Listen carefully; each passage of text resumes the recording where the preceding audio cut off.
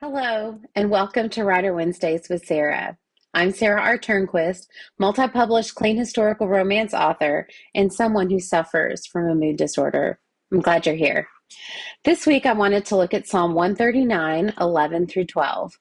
I am titling this devotional thought, Where is God? If I say, here's the scripture.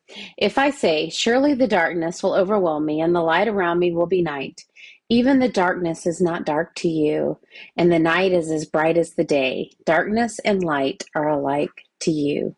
Again, that's Psalm 139, 11 and 12. These verses were so important to me during my recovery from my first bout of postpartum depression, my first real interaction with my mood disorder.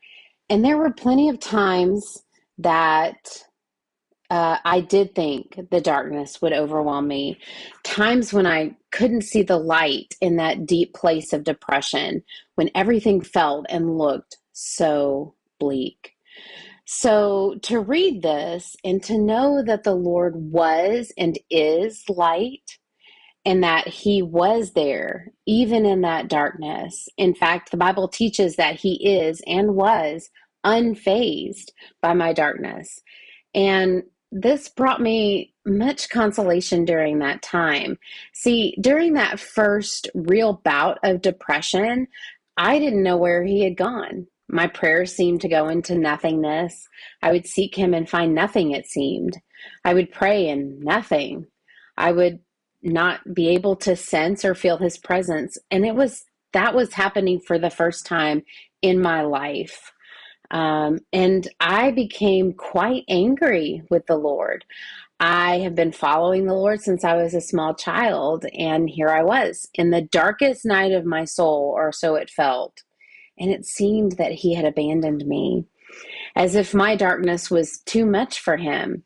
I knew it wasn't, and I knew it wasn't a surprise to him, but it felt as if he had just checked out on me. But that didn't line up with who he says he is, with who I had praised and prayed to all these many years growing up. So I wondered, what is happening here? Was all of it a hoax? But as I began to recover from that first bout of depression, I looked back at my experience and I began to see what I'm going to call his fingerprints all over those days of intense darkness. Many people are familiar with the poem Footprints, where you see two sets of footprints in the sand. And then during the hard parts in life, there's just one set of footprints. And the man says in the poem, "Why did you leave me?" And he said, "No, my child, that is when I carried you." And so that poem, or the message of that poem, came to me during that time. In my memory, I remembered that poem, and just like the words of that famous poem, I know that he was carrying me in that darkness. And I like to think that perhaps the reason I couldn't see or sense him during that time was that he was holding me so close, like a father with a child whose head is tucked close to the father's shoulder, right there in the crook of the neck. And so I like to think that he held me so tightly that I couldn't see anything else.